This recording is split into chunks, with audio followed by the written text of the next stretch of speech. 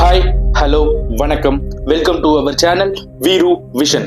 இன்னைக்கு இந்த வீடியோல நாம பார்க்க போற கதை என்னன்னு பாத்தீங்கன்னா, கோயம்புத்தூர் பகுதியில ஒரு 2 இளைஞர்கள் விபரீதமான ஒரு செயலை பண்ணி அதுக்கப்புறம் அவங்களுக்கு நடக்கிற அதிபயங்கர அமானுஷ நிகழ்வை தான் இன்னைக்கு இந்த கதையில நாம பார்க்க போறோம். அதுக்கு முன்னாடி நீங்க பண்ண வேண்டியது இங்க தெரியுற ஜிமெயில் அண்ட் வாட்ஸ்அப் நம்பருக்கு உங்களுக்கு தெரிஞ்ச கேள்விப்பட்ட உண்மை நிறைந்த அமானுஷ கதைகளை நீங்க எனக்கு ஷேர் பண்ணீங்கன்னா நான் நம்ம சப்ஸ்கிரைபருக்கு இந்த வீடியோ மூலமா கொண்டு வந்து சேர்ப்பேன். சோ மறக்காம வீரு விஷன் சேனலை சப்ஸ்கிரைப் பண்ணுங்க, வீடியோக்கு லைக் பண்ணுங்க, ஷேர் பண்ணுங்க, கமெண்ட் பண்ணுங்க, ஃபாலோ பண்ணுங்க. வாங்க இன்னைக்கு வீடியோக்குள்ள போலாம்.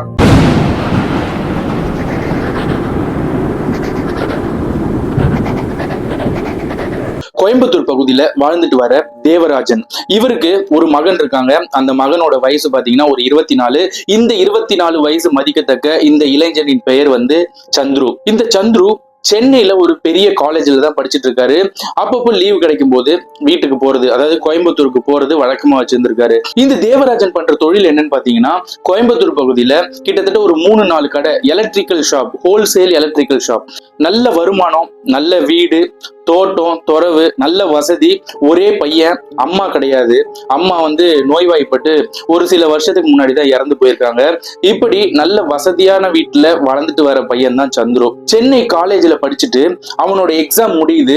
அந்த சமயத்துல கோயம்புத்தூருக்கு அவங்க வீட்டுக்கு கிளம்பி போறான். அவங்க வீட்டுக்கு கிளம்பி போன சந்துரு எப்பவுமே அவங்க வீட்டுக்கு போனா அவன் பண்ற வேலை என்னன்னு பாத்தீங்கன்னா, டிவில வீடியோ கேமை போட்டு நல்லா விளையாண்டுட்டு இருக்கிறது அவனோட வேலை. அந்த இடத்துல அந்த சர்க்கிள்ல அவனுக்கு நிறைய ஃப்ரெண்ட்ஸ் கிடையாது. எல்லா ஃப்ரெண்ட்ஸுமே சென்னையில தான். அங்க போனா அவங்க அப்பா பிசினஸ் பார்த்துப்பாரு. அதுக்கப்புறம் வீட்டுக்கு வருவாரு, ஏதாவது சாப்பிட்டியாடா இல்லையா, அப்படியே சும்மா ஒரு பேச்சுவார்த்தையே அதிகமா இருக்காது அப்பா பிள்ளை கிட்ட. சாப்பிட்டேன்பா, நீங்க போய் வேலையை பாருங்கப்பா அப்படின்னு சொல்லி இவன் வீட்டுல இருக்கிறத சாப்பிட்டுட்டு இல்ல வெளியே எங்கேயாவது ஹோட்டல்ல போய் சாப்பிட்டுட்டு அப்புறம் கேம் விளையாடுறது, இப்படியே தான் இவனோட ருட்டீனா அந்த வாழ்க்கை போயிட்டே இருக்கும் இந்த லீவ் டைம்ல.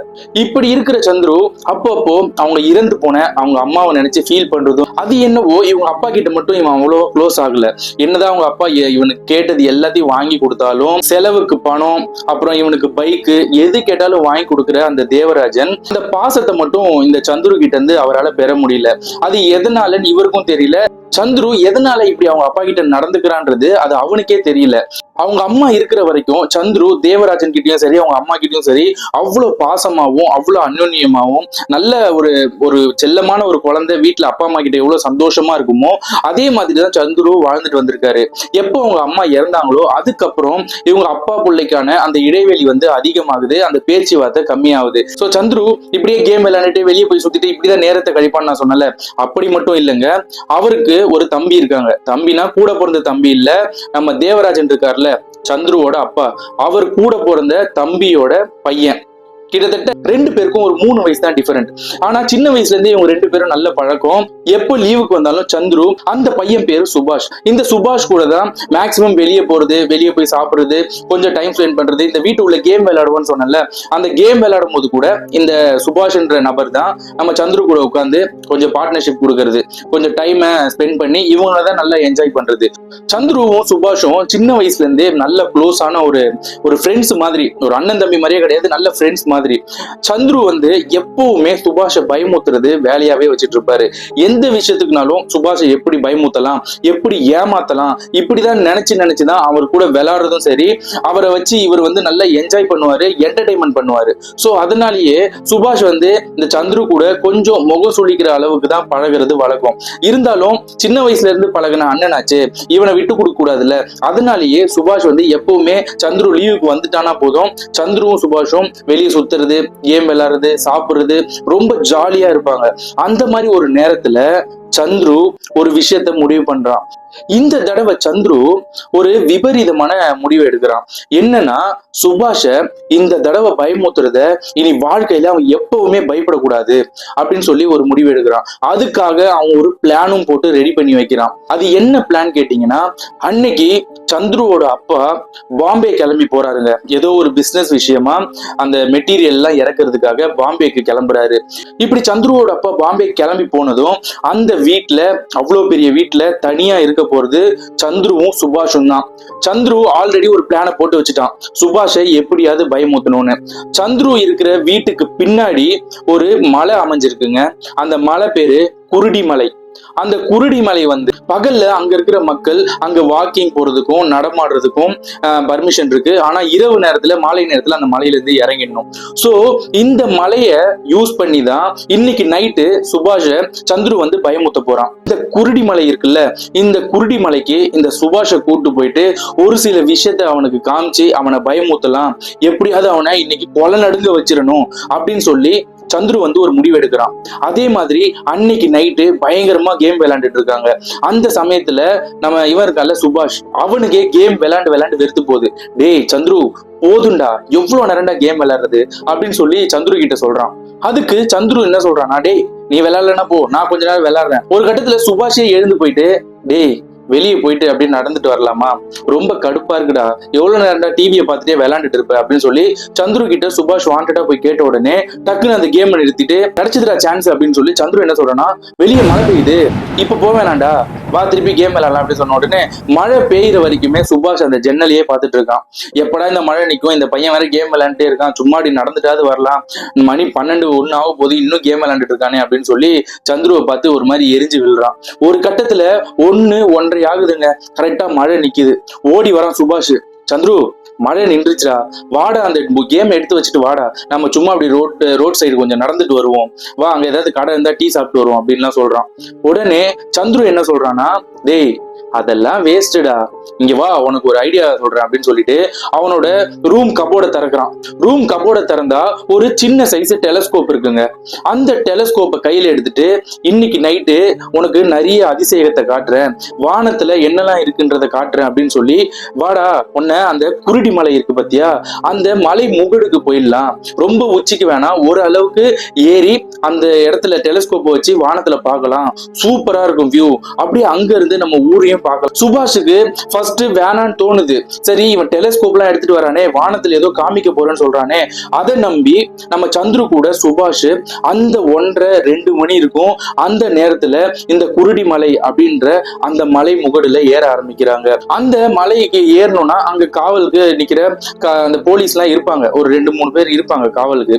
சோ அவங்கள மீறி போகணும்ல, அதனால இவங்க என்ன பண்றாங்கன்னா, இவங்க வீடு வந்து அந்த குருடி மலை இருக்கிற அப்படியே பின்னாடி சைடு தான். இவங்க காம்பவுண்டை தாண்டி எகிரி குதிச்சோன்னா அங்க இருந்து ஒரு சில வயல் மாதிரி இருக்கும், அந்த வயல் வழியா நடந்து போனாலே அந்த மலையோட ஓரம் போய் சேர்ந்து மேலே ஏறிடலாம். சோ அப்படி பிளான் பண்ற நம்ம சந்துரு என்ன பண்றான்னா, சுபாஷ டெலஸ்கோப்பை கையில கொடுத்துறா. சுபாஷ் கையில டெலஸ்கோப் கொடுத்துட்டு வாடா என் பின்னாடி அப்படின்னு சொல்லி வீட்டோட காம்பவுண்ட் சைட்ல இருந்து அங்க வந்து எகிரி குதிக்கிறாங்க. அந்த டெலஸ்கோப்பை சந்துரு கிட்ட கொடுத்த உடனே சுபாஷும் மேல எகிரி குதிக்கிறான். அந்த தோட்டத்து வழியா டார்ச் அடிச்சுட்டு அப்படியே 2 பேரும் அந்த 2 மணி அந்த நடு ராத்திரி அந்த இருட்டுல அந்த குருடி மலையை நோக்கி நடக்க ஆரம்பிக்கிறாங்க. கிட்டத்தட்ட ஒரு 10-15 நிமிஷத்திலேயே அந்த மலையை போய் சேர்ந்துடுறாங்க. கிட்டத்தட்ட ஒரு குறிப்பிட்ட லெவலுக்கு ஏறிட்டு அந்த இடத்துல டெலஸ்கோப்பை வச்சுட்டு சந்துரு ஃபர்ஸ்ட் பார்க்க ஆரம்பிக்கிறான். சந்துரு பார்த்துட்டு, பாரு டேய் நம்ம ஊர் எவ்வளவு அழகா இருக்கு பாரு இந்த இருட்டுல, அப்படியே வானத்தை பாரு அப்படின்னு சொல்லி அந்த நட்சத்திரம் இந்த நட்சத்திரம் நிலாவை பாரு அப்படி இப்படின்னு சுபாஷ் ஒரு மாதிரி ஆச்சரியத்துல அப்படியே மூழ்கடிக்கிறான்.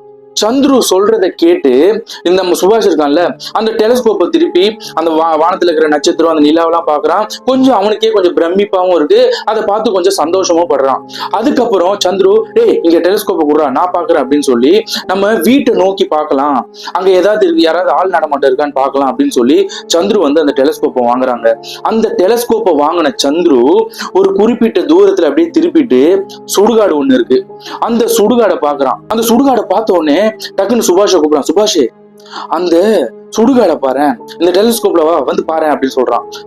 இவன் நம்ம சுபாஷும் அந்த டெலிஸ்கோப்ல பாக்குறான்.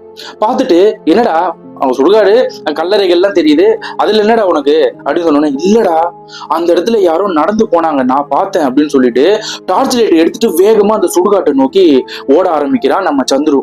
இத பார்த்து என்ன பண்ற, அவன் கூப்பிட்டே இருக்கான், சந்துரு நில்லுடா நில்லுடான்னு. சுபாஷ் சொல்றத காதுலயே வாங்கல சந்துரு, அப்படியே ஓடிக்கிட்டே இருக்கான் பொறுமையா. அந்த மலை இறக்கத்துல இருந்து அந்த சுடுகாட்டுக்கு ஓடிக்கிட்டே இருக்கான். கிட்டத்தட்ட ஒரு 10 நிமிஷம் தான் அந்த மலை இறக்கத்துல இருந்து இறங்கி ஓடினா அந்த சுடுகாடு அங்கதான் இருக்கு. சுபாஷுக்கு என்ன பண்றதுன்னு தெரியல, வேற வழியும் கிடையாது. இந்த இடத்துல தனியா நிக்க அவனுக்கு பயமா இருக்கு. உடனே அந்த டெலிஸ்கோப்பை மடக்கி அப்படி தோல்ல வச்சுக்கிட்டு பின்னாடியே சந்துரு சந்துரு அப்படின்னு கத்திக்கிட்டு போறான். ஒரு கட்டத்துல சந்துரு வந்து போன இடத்துல இருந்து மாயமாயிடுறான். அந்த சுடுகாட்டை ஒட்டி சுபாஷும் போய் நின்னுறான். அந்த சுடுகாட்டு ஒட்டி காம்பவுண்ட்ல கம்பிகள் அமைச்சு வேலி மாதிரி அமைச்சு வச்சிருக்காங்க.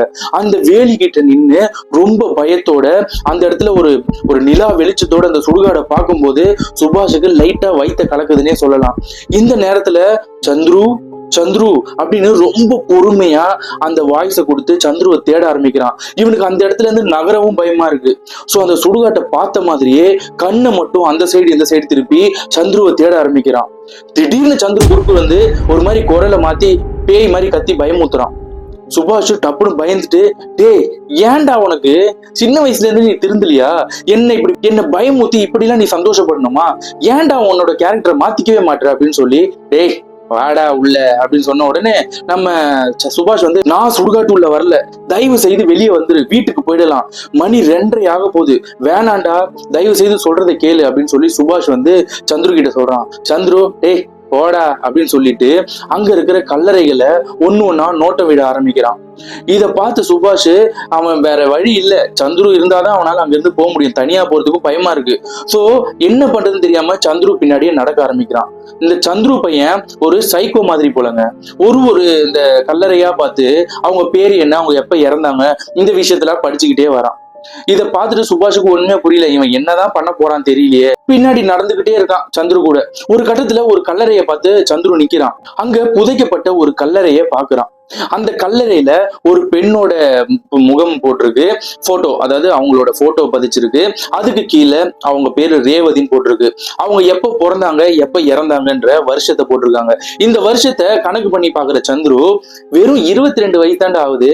இவ வந்து கண்டிப்பா எவனையோ காதலிச்சு ஏமாந்து இல்லனா எவனோ ஏமாத்தி இப்படி தாண்டா செத்துருப்பா இவ அப்படின்னு சொல்லி ரொம்ப கேவலமா அந்த கல்லறையில் இருக்கிற அந்த பொண்ணை பார்த்து இந்த சந்துரு வந்து பேச ஆரம்பிக்கிறான். இந்த விஷயத்தை கேட்டு சுபாஷ் அதிர்ச்சி ஆகுறான். டேய் இந்த நேரத்துல இங்க வந்து இந்த கல்லறையில் இருக்கிற பொண்ணை ஏன்டா இவ்வளவு கேவலமா பேசுற, ஏன்டா உனக்கு வேற வேலையே இல்லையா, தயவு செய்து வாடா போலாம் அப்படின்னு சொல்லி சுபாஷ் ரொம்ப கட்டாயப்படுத்தி கூப்பிடுறான். ஆனா சந்துரு திரும்ப திரும்ப அந்த கல்லறையில் இருக்கிற அந்த பொண்ணை ரொம்ப கேவலமா பேச ஆரம்பிக்கிறான். வெறும் 22 23 வயசு தானே ஆகுது, கண்டிப்பா இவ தப்பான வழிக்கு போய் தான் இறந்திருப்பா, தற்கொலை பண்ணி தான் இறந்திருப்பா, அப்படி இப்படின்னு வார்த்தைகளை சொல்லிக்கிட்டே இருக்கான். ஒரு கட்டத்துல என்ன பண்றான், அவன் பாக்கெட்ல வச்சிருக்கிற ஒரு மார்க்கரை எடுத்து அந்த பொண்ணோட பேரு அடிச்சுட்டு அந்த இடத்துல முட்டாள் அப்படின்னு எழுதிடுறாங்க கல்லறையில. இந்த விஷயத்தை பார்த்தோன்னே சுபாஷுக்கு ஏதோ நமக்கு நடக்க போது, இது தவறான செயல், தயவு செய்து வாடா சந்துரு, உன கையெடுத்து கும்புறேன், வா வீட்டுக்கு போலான்னு சொன்ன உடனே சரி சுபாஷ் ரொம்ப பயப்படுறான், இதுக்கப்புறம் நம்ம இங்க இருக்கிற தேவையில்ல அப்படின்னு முடிவு பண்ண சந்துரு, அந்த சந்துருன்ற சைக்கோ அங்க இருந்து அப்படியே பொறுமையா கிளம்ப ஆரம்பிக்கிறாங்க. அங்க இருந்து கிளம்புற சந்துருவும் இந்த சுபாஷும் அவங்க பின்னாடி ஒரு கரிய உருவம் இவங்க வைக்கிற ஒவ்வொரு அடிக்கும் இவங்க பின்னாடியே ஃபாலோ பண்ணிட்டு வருதுன்றத 2 பேரும் கவனிக்கல. ஒரு கட்டத்துல வீட்டுக்கு போய் சேர்ந்துடுறாங்க. வீட்டுக்கு போயிட்டு கை காலை கழுவிட்டு உள்ள போலாண்டா அப்படின்னு சொல்லி சுபாஷ் சொல்றான். ஆனா இந்த சந்துரு பையன், டேய் வாடா ஒன்னும் இல்ல அதெல்லாம் அப்படின்னு சொல்லி ரொம்ப நெக்குல அந்த எல்லா விஷயத்தையும் சாதாரணமா தான் எடுத்துப்பான் போல. இவங்க 2 பேரும் உள்ள போறாங்க. வீட்டுக்குள்ள போயிட்டு படுக்கிறாங்க. 2 பேரும் ஒரே பெட்ரூம்ல தான் படுக்கிறாங்க. 2 பேரும் தூங்க ஆரம்பிச்சிடுறாங்க. விடியற் காலையில ஒரு 5-5:30 மணி இருக்கும். இவனோட பெட்ரூமோட கதவை யாரோ திறக்கிற சத்தம் கேக்குது. அதாவது சந்துருக்கு கேக்குது. பக்கத்துல திரும்பி பார்த்தா சுபாஷ காணோம். உடனே என்ன பண்றான், சந்துரு பொறுமையா எழுந்து அந்த வாசல் கதவு கிட்ட பாக்குறான். அதாவது இவன் பெட்ரூம் கதவு கிட்ட பாக்குறான். அந்த பெட்ரூம் கதவுல இருந்து யாரோ ரொம்ப பொறுமையா ஒரு பலகை மேல நடந்து வந்தா எப்படி சவுண்ட் கேட்கும், அந்த மாதிரி சவுண்ட் வந்து இவன் பெட்ரூம் நோக்கி நடந்து வர சவுண்ட் கேக்குது. நம்ம சந்துரு சரி சுபாஷ் தான் நடந்து வரானோ அப்படின்னு சொல்லி அப்படியே ஒரு அரை தூக்க கலக்கத்திலேயே அந்த கதவை உத்து பாக்குறாங்க. அந்த உத்து பார்க்கும்போது அந்த கதவுல இருந்து மிக கொடூரமான ஒரு உருவம் அப்படியே சந்துருவை சிவப்பு கண்களாக முறைச்சு அப்படியே பாக்குதுங்க. இந்த விஷயத்த கட்டுல இருந்து பார்த்து சந்துரு என்ன பண்றான், அப்படியே பெட்ஷீட்டை இறுக்க பிடிச்சிட்டு அப்படியே மூடிக்கிறான். மூடிட்டு அப்படியே ஒரு மாதிரி நடுக்கத்தோட இருக்கான். யாரு யாரு அப்படின்னு சொல்லி பெட்ஷீட்டை மூடிக்கிட்டே அந்த வார்த்தையை எழுப்புறான். உடனே பெட்ஷீட்டை பொறுமையா இறக்கி பார்க்கலாம். சரி இது நம்மளோட கனவு தான், ஏதோ தூக்க கலக்கத்துல இருக்கும் அப்படின்னு அவனுக்கு அவனே சமாதானப்படுத்திட்டு பெட்ஷீட்டை ஒரு தைரியத்தை வர வச்சுட்டு பொறுமையா இறக்கி பாக்குறாங்க. அவன் பார்க்கும்போது அந்த வாசல்ல அந்த உருவம் பார்த்துட்டு இருந்தது பாத்தீங்களா, அந்த உருவத்தை காணும். இந்த சமயத்துல திரும்பவும் அந்த சவுண்டு இவன் கட்டில் பக்கத்துல கேக்குது. அதே மாதிரி யாரோ அந்த பலகை மேல நடக்கிற அந்த அழுத்தமான ஒரு சவுண்டு வந்து இந்த சந்துருக்கு இவன் கட்டில் பக்கத்துல கேக்குது. இந்த சமயத்துல அவன் கொஞ்சம் தலையை தூக்கி இவன் பெட்ல கால் நீட்டிருக்கான்ல அந்த பெட்டோட எட்ஜ்ல பாக்குறான். அப்போ 2 கைகளை ஊனி ஒரு உருவம் எழுந்து நின்னு, நான் முட்டாளா உனக்கு அப்படின்னு சொல்லி ஒரு குரலை எழுப்புனதும் சந்துரு கத்துனா பாருங்க. இந்த கத்த கேட்டு வெளியில ரெஸ்ட் ரூம் போயிட்டு இருந்த சுபாஷ் அலறி அடிச்சுட்டு ஓடி வரான். டேய் என்னடா ஆச்சு, ஏன் இப்படி கத்துன அப்படின்னு சொன்ன உடனே, டேய் நான் ஏதோ பெரிய தப்பு பண்ணிட்டேன் போலடா. நேத்து நைட்டு நான் சுடுகாட்டுல முட்டாள்னு எழுதுனல அந்த கல்லையில இருக்கிற பொண்ணுதான் இப்ப என்ன வந்து பயமுத்திருக்காடா. நான் முட்டாளான்னு கேட்டு என்ன மிரட்டுறாடா, என்ன ஏதாவது பண்ணிடுவா போல அப்படின்னு சொல்லி சுபாஷ் கிட்ட சொல்லி சந்துரு வந்து பயங்கரமா அழ ஆரம்பிக்கிறான். சுபாஷ் இந்த வார்த்தையெல்லாம் கேட்டுட்டே இருக்கும்போது சந்துரு சொல்றதுக்கு ரியாக்டே பண்ணல. உத்து அவன் கழுத்தையே பார்த்துட்டு இருக்கான். டேய் என்னடா நான் இவ்வளவு சொல்றேன், என் பேச்சையே நீ கேட்க மாட்டேன், என்னடா ஆச்சு சுபாஷ் அப்படின்னு சொல்லும் போது, டே சந்துரு அந்த பெட்ஷீட்டை ஃபுல்லா இறக்கு அப்படின்னு சொல்றான். இறக்கும் போதுதான் தெரியுது நம்ம சந்துரு கழுத்துல 3 நகை கீறல்கள் இப்பதான் யாரோ கீறி இருக்காங்க. ரத்தம் வடிய அந்த கழுத்துல கிளியரா தெரியுது. சுபாஷ் கை நீட்டி கேக்குறான், டே அது என்னடா உன் கழுத்துல ரத்தம் வருது, யாரோ கீறி விட்ட மாதிரி அப்படின்னு சொல்லி சந்துரு கிட்ட சுபாஷ் சொன்னதும் தான் அவன் கழுத்தை தொட்டு பாக்குறான். அப்பதான் அவனுக்கு எரியுது, கையை வச்ச உடனே ஐயோ அப்படின்னு சொல்லி பாக்குறான். கண்ணாடி எடுத்துட்டு வந்து பார்க்கும் போதுதான் தெரியுது, ஐயோ சுபாஷ் நான் ஏதோ பெரிய தப்பு பண்ணிட்டேன்டா, என்னை எப்படியாவது இதுல இருந்து காப்பாத்துறேன், எனக்கு பயமா இருக்குடா, என்ன கொன்னுடுமோன்னு பயமா இருக்குடா அப்படின்னு சொல்லி சுபாஷ் கிட்ட கெஞ்சுறான் சந்துரு. சொல்றான், டேய் நான் நைட்டே சொன்னேனேடா, தேவையில்லாத வேலை பண்ணிட்டியே, இது நம்ம எப்படா சரி பண்றது, நான் என்னடா எனக்கு என்னடா தெரியும் அப்படின்னு சொல்லி சுபாஷ் வந்து அவனும் அழ ஆரம்பிக்கிறான். சந்துருவோட உயிருக்கு ஏதாவது ஆபத்து வந்துருமோன்னு. அந்த சமயத்துல விடிய கால ஒரு 6:30 தாங்க ஆகுது. அந்த வீட்டுக்குள்ள யாரோ நடந்துகிட்டே இருக்கு, ஓடுறாங்க நடக்குறாங்க அழுகுறாங்க. இவங்களுக்கு என்ன பண்றதுன்னே தெரியல. அந்த வீட்டுக்குள்ள இருக்கிறதுக்கே இவங்களுக்கு பயமா இருக்கு. ஒரு கட்டத்துல வீட்டுல இருந்து எப்படியோ கஷ்டப்பட்டு வெளியே வந்துடுறாங்க. கதவை பூட்டிட்டு இவங்க அப்பா சந்துருவோட அப்பா தேவராஜனுக்கு கால் பண்றாங்க. அப்பா நேத்து நைட் நாங்க இப்படி பண்ணோம், இதனால இன்னைக்கு வீட்டுல அமானுஷமா நடக்குது, என்ன பண்றதுன்னே தெரியலப்பா, ரொம்ப பயமா இருக்கு அப்படின்னு சொன்ன உடனே தேவராஜன் என்ன சொல்றாருன்னா, சரி வீட்டுக்குள்ள போவாதீங்க சுபாஷ், நீ என்ன பண்ற, சந்துருவை உன் வீட்டுக்கு கூட்டு போ, உன் அப்பா கிட்ட சொல்லு இந்த மாதிரி வீட்டுல நடந்தது, நான் அதுக்குள்ள வந்துருவேன், நாளைக்கு நைட் எல்லாம் நான் வீட்டுக்கு வந்துருவேன், வந்ததுக்கு அப்புறம் நான் என்ன பண்ணலாம்னு சொல்றேன் அப்படின்னு சொல்லிட்டு போனை கட் பண்றாரு. சந்துருவும் சுபாஷும் சுபாஷோட அவங்க வீட்டுக்கு போறாங்க. வீட்டுக்கு போன உடனே சந்துரு எல்லா விஷயத்தையும் அவங்க சித்தப்பா கிட்ட சொல்றான்.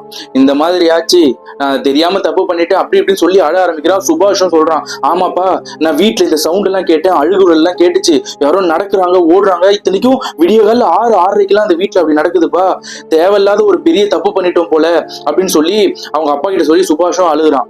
ஒரு கட்டத்துல அவங்க அப்பா வந்து, சரி ஓகே விடுங்கடா பாத்துக்கலாம், அதான் பெரியப்பா வரேன்னு சொல்லிட்டாருல, ஒரு பிரச்சனையும் கிடையாது அப்படின்னு சொல்லிட்டு பேசிட்டே இருக்காங்க. இரவு நைட்டு சாப்பிட ஆரம்பிக்கிறாங்க. ஒரு 10-11 மணிக்கு சாப்பிட்டு எல்லாரும் படுத்து தூங்கிடுறாங்க. அந்த ஏரியாவே ஒரு மயான அமைதி ஆகுதுங்க. அந்த சமயத்துல இரவு 12-12:30 இருக்கும். இந்த சுபாஷோட வீட்டு கதவை யாரோ தட்டுறாங்க. இந்த சத்தம் சுபாஷ் சந்துருக்கு மட்டும் கிளியரா கேக்குது. 2 பேரும் பயந்து நடுங்கி போயிடுறாங்க. டேய் அந்த பேய் இந்த வீட்டுக்கும் வந்துருச்சு போலடா, அப்பாவை எப்படியாவது எழுப்பி சொல்லுடா அப்படின்னு சொல்லி சந்துரு சொல்றான். சுபாஷ் பயத்தோட போயிட்டு அவங்க அப்பா கிட்ட சொல்றான், அப்பா யாரோ கதவை தட்டுறாங்கப்பா, எங்க 2 பேருக்கும் பயமா இருக்கு, ஒருவேளை அந்த வீட்டுல வந்த பேய் தான் இங்கேயும் வந்துருச்சு அப்படின்னு சொன்ன உடனே, டேய் நம்ம வீட்டுக்கெல்லாம் ஏன்டா வரப்போகுது, ஏன்டா நீங்க இப்படி பயந்து சாவறீங்க, எந்த தட்டுற சத்தமும் எனக்கு கேட்கலையடா அப்படின்னு சொல்றாரு. பா நல்லா உன்னிப்பா கவனிப்பா அப்படின்னு சொன்ன உடனே நல்லா உன்னிப்பா கவனிக்கிற அந்த சுபாஷோட அப்பாவுக்கு இப்பதான் கிளியரா புரியுது, டேய் கதவு தட்டுற சவுண்ட் இல்லடா, நீங்க படுத்திருந்த ரூம்ல யாரோ ஜன்னலை தட்டுறாங்கடா அப்படின்னு சொல்லி மிகப்பெரிய அதிர்ச்சியான ஒரு விஷயத்த சொல்றாரு. இவங்க 2 பேருக்கும் நடுங்கி போச்சுங்க. என்னது ஜன்னல் தட்டுற சவுண்டா அப்படின்னு சொல்லி அந்த ரூமோட கதவை பொறுமையா திறந்து அந்த ஜன்னல் பக்கம் பாக்குறாங்க. அந்த ஜன்னல்ல இருந்து அந்த சத்தம் வருது, பொறுமையா அந்த தட்டுற சத்தம். பொறுமையா கிட்ட 3 பேரும் போறாங்க. யாரது யாரது அப்படின்னு கேக்குறாங்க. டேய் என்ன முட்டாள் சொன்னல, நீ இந்த வீட்டுல வந்து ஒளிஞ்சிருந்தா உன்னை விட்டுருவனா, உன்னை கொல்லாம விட மாட்டேன்டா, என்ன அசிங்கமா பேசிட்டு இங்க வந்து ஒளிஞ்சிட்டு இருக்கியா, வெளியே வாடா, உன் ரத்தத்தை குடிச்சு உன்னை சாவடிக்கிறேன் அப்படின்னு சொல்லி அந்த வெளியில இருக்கிற அந்த பேய் வந்து இவங்களை மிரட்ட ஆரம்பிக்குது. இப்போ இந்த விஷயத்த சுபாஷோட அப்பாவுக்கும் தெரிஞ்சிருச்சு. டேய் நீங்க சொன்னது உண்மைதானா, அந்த பேய் உன்னை தேடி வீட்டு வரைக்கும் வந்திருக்கேடா, அப்படி என்னடா பண்ண, அப்படி என்னடா பேசுன, இதெல்லாம் தேவையாடா? ஒரு பேய வீட்டு வரைக்கும் வர வச்சிருக்கீங்க, இதெல்லாம் உனக்கு தேவையா அப்படின்னு சொல்லி சந்துருவை திட்ட ஆரம்பிக்கிறாரு. அந்த சமயத்துல சுதாரிச்சுக்கிட்ட நம்ம சுபாஷோட அப்பா என்ன பண்றாருன்னா, இவங்களோட குலதெய்வம் கருப்பராயருங்க. கோயம்புத்தூர்ல ரொம்ப ஃபேமஸான ஒரு கோயிலுங்க கருப்பராயர் கோயில். அந்த கருப்பராயர் தான் இவங்களோட குலதெய்வம். இவர் என்ன பண்றாருன்னா, அந்த கருப்பராயரோட அந்த சன்னதியோட மண்ணு வந்து எப்பவுமே இந்த குலதெய்வம் கும்புறவங்க வந்து அந்த வீட்டுல வச்சிருப்பாங்க ஒரு முடிச்சு போட்டு. அந்த மண்ணை எடுத்து அந்த விபூதியில கலந்து இவங்க 2 பேருக்கு நெத்தியில பூசி விட்டுட்டு, யாரும் எந்த நாயும் எந்த எச்ச பேயும் வீட்டுக்குள்ள வரக்கூடாது அப்படின்னு சொல்லி வீட்டு வாசல்ல கதவை திறந்துட்டு அப்படியே அந்த இதெல்லாம் தூவி விடுறாரு. தூவி விட்ட உடனே அந்த இடமே திரும்பி சாந்தமாகுது, அதாவது சைலண்ட் ஆகுது. எந்த ஒரு டிஸ்டர்பன்ஸும் இல்லை, அந்த பேயோட இருக்கிற அறிகுறியும் இல்லை. அடுத்த நாள் சாயங்காலமே நம்ம சந்துருவோட அப்பா வந்துடுறாரு. என்னடா இந்த பசங்க என்னென்னமோ சொல்றாங்க, என்னாச்சு ஏதாச்சுன்னு அவங்க தம்பி கிட்ட விசாரிக்கும் போது, ஆமாண்ணே நேத்து நைட்டு சந்துருவை தேடி அந்த பேய் நான் என் வீட்டுக்கே வந்துடுச்சு. இது ஏதோ சாதாரணமா தெரியலன்னு ஏதோ பெரிய பிரச்சனையா வந்துரும் போல, உடனே இதுக்கு தீர்வு காரணம் நம்ம கருப்பராயர் கோயிலுக்கு கிளம்புவோம் வா அப்படின்னு சொல்லி அன்னைக்கு நைட்டே இந்த கருப்பராயர் கோயிலுக்கு கிளம்புறாங்க. இந்த கருப்பராயர் கோயில்ல ரொம்ப விசேஷமான ஒரு நாள் எதுன்னா இந்த சித்திரை திருவிழா தாங்க. மற்ற நாட்கள் எல்லாமே சாதாரண வழிபாட்டு தலமா தான் காணப்படுங்க. இந்த இடத்துல இருக்கிற கருப்பராயன் வந்து சுயம்புவா உருவான ஒரு கருப்பராயருங்க. ரொம்ப சக்தி வாய்ந்த ஒரு கோயிலுங்க. இந்த இடத்துல அந்த கருப்பராயரோட பாத சுவடு கூட அங்க இருக்குதுன்னு குறிப்பிடுறாங்க. ரொம்ப ரொம்ப ரொம்ப ஆக்ரோஷமான கருப்பராயருங்க அவரு. அப்பேற்பட்ட சக்தி வாய்ந்த அந்த கருப்பராயர் கோயில் கோயம்புத்தூர்ல அமைஞ்சிருக்கு. அந்த கோயிலுக்கு தான் இவங்க 4 பேரும் அந்த கருப்பராயர் கோயிலுக்கு போயிடுறாங்க. அங்க இருக்கிற பூசாரி கிட்ட இந்த மாதிரி என் புள்ள தவறு பண்ணிட்டான், இதுக்கு அந்த பேய் வந்து எங்களை கொல்லணும்னு நினைக்குது, அதாவது என் புள்ளைய கொல்லணும்னு நினைக்குது, இது எந்த விதத்துல நியாயம்? அந்த கருப்பராயன் கிட்ட நான் நியாயத்தை கேட்க வந்திருக்கேன், என் புள்ளையோட உயிரை காப்பாத்தி கொடுக்கணும் அப்படின்னு சொல்லி அந்த பூசாரி கிட்ட இவங்க அப்பா கையெடுத்து கும்பிட்டு வேண்டி கேட்டுக்கிறாரு. அந்த சமயத்துல பூசாரி என்ன பண்றாருன்னா, உங்க வீட்டுல யாராவது சாமி ஆடுவீங்களா அப்படின்னு கேக்குறாரு. அப்போ நம்ம சுபாஷோட அப்பா சொல்றாரு, நான் தான் சாமி, எங்க வீட்டுல திருவிழா டைமும் சரி எந்த நல்லது கெட்டது நடந்தாலும் சரி என் உடம்புலதான் கருப்பராயர் வந்து எல்லாருக்கும் அருள் சொல்லுவாரு அப்படின்னு சொன்ன உடனே, உட்கார்ற அவர் முன்னாடி அப்படின்னு சொல்லி அந்த பூசாரி சொல்றாரு. அவர் சொன்ன உடனே இடுப்புல சட்டையெல்லாம் கழட்டிட்டு இடுப்புல துண்டு எடுத்து கட்டிட்டு அப்படியே அந்த கருப்பராயர் சிலையை பார்த்து உட்கார்ந்து அப்படியே சாமியை பார்த்து கையெடுத்து கும்பிட்டுட்டே இருக்காரு. யாரு? நம்ம சுபாஷோட அப்பா. உடனே அந்த பூசாரி விபூதி எடுத்து அடிச்சு கருப்பனை நினைச்சு பாட்டு பாடி உடுக்கு அடிச்சு அந்த கருப்பராயனை நம்ம சுபாஷோட அப்பா உடம்புல இறக்கி அப்படியே சாமியாட வைக்கிறாருங்க. அப்படியே எழுந்து திங்கு திங்கு திங்குன்னு குதிக்கிறாரு. அந்த கோயில சுத்தி சுத்தி ஓடுறாருங்க. திடீர்னு நான் ரொம்ப நாள் கழிச்சு அவர் உடம்புல கருப்பராயர் இறங்கியிருக்காரு போல. அவ்வளவு ஆக்ரோஷமா இந்த சந்துருவை பார்த்து நாக்க மடிச்சுக்கிட்டு, ஏய் தேவையா உனக்கு? உனக்கு தேவையா? இதெல்லாம் உனக்கு தேவையா அப்படின்னு சொல்லி நம்ம சந்துருவை பார்த்து நாக்க மடிச்சுக்கிட்டு அவங்க சித்தப்பா வந்து இப்படி பேசுறாரு. ஆனா இப்ப பேசுறது சித்தப்பா கிடையாதுங்க, உடம்புல இருக்கிற அந்த கருப்பராயர் தான். சந்துரு பயப்படுறான். அவங்க அப்பா கிட்ட போய் பின்னாடி ஒளிஞ்சுக்கிறான். டேய் நில்றா, நீ பண்ண தப்புக்கு அந்த கடவுளே வந்து உன்னை காப்பாத்த வந்திருக்காரு, பின்னாடி ஒளிஞ்சுக்கிற அப்படின்னு சொல்லி புடிச்சு இழுத்து வைக்கிறாரு அந்த பூசாரியவனை. இந்த உடம்புல வந்த கருப்பராயர் என்ன பண்றாருன்னா சந்துரு முடிய புடிச்சு ஆட்டுறாருங்க. ஏய் நீ இவன் கூட தானே வந்திருக்க, வா வா இங்க வா இங்க வா சொல்லி சந்துரு முடிய புடிச்சிட்டு சந்துரு முதுகுக்கு பின்னாடி பார்த்து பேசிட்டு இருக்காரு. இவங்களுக்கு அப்ப புரியல எதுக்கு இப்படி அந்த கருப்பராயர் வந்து பேசிட்டே இருக்காருன்னு. அப்பதான் இந்த கருப்பராயர் சொல்றாரு, என்ன இவன் எங்க போனாலும் இவன் கூடவே வருவ போல அப்படின்னு சொல்லி பின்னாடி பார்த்து பேசுறாரு. பார்த்தா அந்த கோயிலோட எல்லைக்கு வெளியே, அந்த கோயில்ல இருந்து பார்த்தா அந்த பார்டர் மாதிரி இருக்குங்க, அந்த இடத்துல ஒரு உருவம் நின்றுகிட்டு இருக்கு.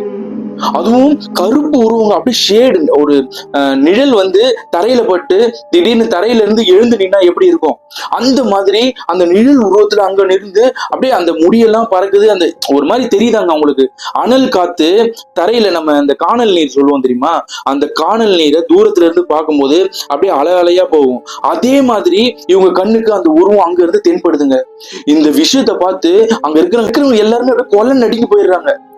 சந்துரு, ஐயோ என்னை கொலை பண்ண வந்துருச்சு சாமி, என்னை காப்பாத்து. ஏய் உன்னை கொலை பண்ண வந்துச்சா? நீ பண்ண தப்புக்கு உனக்கு தண்டனை கொடுத்து உன்னை பயமூத்த வந்திருக்குடா, உன் உயிரை எடுத்துட்டு போக வரல. அதை ஏன்டா நீ அசிங்கமா பேசுன? அந்த பெண் எப்படி இறந்தா தெரியுமா உனக்கு? வீட்டுல அவ்வளவு கஷ்டம், அவங்க அப்பா அம்மாக்கு தான் இருக்கிறது பாரமா இருக்குன்னு நினைச்சு விஷம் குடிச்சு இறந்து போன பொண்ணுடாது. 3 பொண்ணு எங்க அப்பா பெத்துட்டாரு, பொண்ணு நான் இருக்கிறதுனால மத்த 2 பேருக்குமே எதுவுமே செய்ய முடியாதுன்னு நினைச்சு தன்னோட 22 23 வயசுலயே தன்னோட குடும்பத்துக்கு பாரமா இருக்கக்கூடாதுன்னு நினைச்சு விஷம் குடிச்சு செத்து போய் அவ்வளவு நிம்மதியா அந்த கல்லறைக்குள்ள படுத்துட்டு இருந்த அந்த பொண்ணை தேவையில்லாம கல்லறையில போயிட்டு முட்டாள்னு எழுதி அவ கேவலமா தான் செத்துருப்பான்னு ஒரு வார்த்தையை, உனக்கு தெரியாத வார்த்தைகள்லாம் பேசி அந்த பொண்ணை கஷ்டப்படுத்தி அவளோட ஆத்மாவை வெளியே வர்றதுக்கு ஒரு தூண்டுதலான இருந்திருக்க. இது எவ்வளவு பெரிய தப்பு. மத்த உயிர்களையும் சரி, உயிர் இல்லாத ஒரு ஆன்மாக்களையும் சரி இப்படி கேவலமா பேசக்கூடாதுடா. ஒரு மனுஷங்களை நீ எப்படி மதிக்கிறியோ அதே மாதிரி இறந்து போன ஆத்மாக்கும் நீ மதிப்பு கொடுக்கணும். அது உன்னை தேடி வந்து தொல்லை பண்ணிச்சா? இல்ல நீயா தானே போய் வம்பு இழுத்த. இந்த கருப்பராயன் கெட்டதை அழிக்கதான் செய்வான். ஆனா அந்த கெட்டது எப்படி நடந்தது, யாரால நடந்தது எல்லாமே எனக்கு தெரியும். நீ பண்ண தப்புக்கு அவ பயமூர்த்தி உன்னை இவ்வளவு தூரம் என்னை பார்க்க வர வச்சிருக்கானா, நீ சொன்ன வார்த்தைகள் அந்த ஆத்மாக்கு எவ்வளவு பாதிப்பை உண்டாக்கி இருக்கும். இப்படி எல்லாம் ஒரு பெண்ணை பத்தி, அதுவும் இறந்து போன பொண்ணை பத்தி உனக்கு தெரியாத விஷயத்த சொல்லி இப்படி பேசுவியா? இது தப்பு தானே. ஒழுங்கா அந்த ஆத்மா கிட்ட மன்னிப்பு கேளு, மண்டி போட்டு மன்னிப்பு கேளு அப்படின்னு சொல்லி அந்த ஆத்மா வெளியே இருக்குங்க. கோயில் உள்ள வர முடியல, கருப்பராயரோட அந்த கோயிலுக்குள்ள வர முடியல. அங்க இருந்து அந்த ஆத்மாவை பார்த்து சந்துரு கொலை நடுங்க அப்படியே கை நடுங்கிட்டு அப்படியே கையெடுத்து கும்புறான். என்னை மன்னிச்சிருமா, நான் தெரியாம பண்ணிட்டேன், என்னை மன்னிச்சிரு, நான் விளையாட்டா பண்ண விஷயம் இவ்வளவு விபரீதமா வந்து முடியும்னு எனக்கு தெரியாது, என்னை மன்னிச்சிருமா. அப்படி மன்னிப்பு கேட்டும் அந்த ஆத்மா அங்கேயே நிக்குதுங்க. அந்த ஆத்மா உரும்புற சவுண்டு இங்க வரைக்கும் உங்களுக்கு கேக்குது. சோ இது எல்லாமே அந்த கோயிலுக்கு வந்து நடுராத்திரி இந்த பூஜைகள் எல்லாம் நடக்குது. இந்த பூஜை நடக்கிறதுக்கு முன்னாடியே அந்த பூசாரி கிட்ட சொல்லி அந்த பூசாரிய கோயிலுக்கு வர வச்சு இவ்வளவு விஷயத்தையும் தேவராஜன் ரெடி பண்ணி வச்சிருந்திருக்காரு. சோ அந்த சமயத்துல அந்த உடம்புல இருக்காரு பாத்தீங்களா கருப்பராயரு, அவர் என்ன சொல்றாருன்னா, போமா போ, நீ போய் நிம்மதியா தூங்கு, உன் ஆத்மா இன்னும் கொஞ்ச நாள்ல சாந்தி அடையும். இவன் பேசுனதெல்லாம் நீ கேட்டுக்காத, நீ வந்து ரொம்ப ரொம்ப புனிதமான ஆத்மா, நீ ஒரு புண்ணிய ஆத்மா தாயி, போ போ, எல்லாத்தையும் நான் பாத்துக்கிறேன் போ அப்படின்னு சொல்லி அந்த கருப்பராயர் அந்த உடம்புல இருந்து அந்த ஆத்மாவை பார்த்து பேசுறாரு. அந்த ஆத்மா பொறுமையா திரும்பி அங்க இருந்து போக ஆரம்பிக்குது. இங்க இருக்கிற எல்லாருமே அதை பாக்குறாங்க. ஒரு கட்டத்துல 3 எலுமிச்சை பழத்தை அப்படியே கையில எடுத்து சந்துருவை மண்டி போட்டு உட்கார வச்சு அவன் தலையை சுத்துறாரு. அந்த உடம்புல இருக்கிற கருப்பராயர் அப்படியே வாயால அந்த எலுமிச்சை பழத்தை கடிச்சு 4 பக்கமும் பிச்சு தூக்கி போட்டு, நீ பண்ண தப்பு எவ்வளவு பெரிய தப்புன்னு உனக்கு தெரியல, அது உன்னை கொல்லாம விட்டுச்சேன்னு சந்தோஷப்படு. உன்னை நீ செஞ்ச தப்ப நீ உணரணும்ன்றதுக்காக தான், அது உன்னை பயமுத்துறதுக்காக தான் இவ்வளவு வேலை பண்ணிருக்கு. நீ போய் உன் தப்ப சரி பண்றதுக்கான நேரம் இதுதான். சுடுகாட்டுக்கு போ, நீ அதோட கல்லறையில என்ன வார்த்தை என்ன தப்பா அதை பத்தி எழுதுன அதை அழிச்சிட்டு கல்லறை முன்னாடி விளக்கேத்தி ஒரு சில படையல்களை போட்டு, அவ கன்னி தன்மை இழக்காம இறந்து போன ஒரு பெண், அதனால அவளுக்கு பாவாடை தாவணி, வளையல்கள், அந்த ரிப்பனு, சில ஸ்வீட்ஸு அதாவது இனிப்பு வகைகள் இதெல்லாம் வாங்கி அந்த கல்லறை பக்கத்துல அவளுக்கு படைச்சிட்டு அங்க இருந்து திரும்பி பார்க்கும் போது 3 முட்டை, அதை திரும்பி பார்க்கவே பார்க்காத சுடுகாட்டுல எரிஞ்சிட்டு அங்க இருந்து நடைய கட்டு, இதுக்கப்புறம் உனக்கு எந்த பிரச்சனையும் வராது, போயிட்டு வா அப்படின்னு சொல்லி அப்படியே சுருண்டு விழுந்துடுறாரு நம்ம சுபாஷோட அப்பா. அதுக்கப்புறம் அந்த 4 பேரும் அங்க இருந்து அந்த கருப்பராயரை பார்த்து கையெடுத்து கும்புறாரு. உடனே அந்த பூசாரி வந்து சொல்றாரு, டேய் 4 பேரும் இங்க நல்ல காது கொடுத்து கேளுங்க, நீங்க கும்புறது சாதாரண சாமி கிடையாதுடா, கருப்பராயன். அவனை நினைச்சு நீ கும்பிட்டாலே அந்த இடத்துலயே வருவான். வர சித்திரை திருவிழாக்கு அவனுக்கு கடா வெட்டி பொங்கல் வச்சு உன் குடும்பமே வந்து இங்க அவனை தரிசிச்சுட்டு போங்க. அப்பதான் உங்க குடும்பம் நல்லா இருக்கும், ரொம்ப செழிப்பா இருக்கும், எந்த கெட்டதுகளும் வந்து உங்களை வந்து அண்டாது அப்படின்னு சொல்லி அந்த பூசாரி இவங்க 4 பேரையும் ஆசீர்வாதம் பண்ணி திரும்பவும் அந்த மண் எடுத்து, அந்த சன்னதியோட மண் எடுத்து 4 பேர் நெத்திலையும் வச்சு அந்த கருப்பராயரை வழிபட்டுட்டு ரொம்ப நிம்மதியோடவும் சந்தோஷத்தோடவும் வீடு திரும்புறாங்க. சந்துரு அப்படி தப்பு பண்ணத இப்ப வரைக்கும் அவர் வாழ்க்கையில மறக்க முடியல. நான் விளையாட்டா நினைச்ச ஒரு சம்பவம் இவ்வளவு விபரீதமா மாறும்னு நான் நினைச்சு கூட பார்த்தது கிடையாது. இந்த சம்பவத்துக்கு அப்புறம் நான் சின்ன பசங்கள்ல இருந்து பெரியவங்க வரைக்கும் எல்லாருக்குமே ரொம்ப மரியாதை கொடுத்து நடந்துட்டு இருக்கேன். அது மட்டும் இல்லாம சின்ன சின்ன விஷயத்துக்கு கூட யாருமே பயமுத்துறது கூட யோசிக்கிறேன்.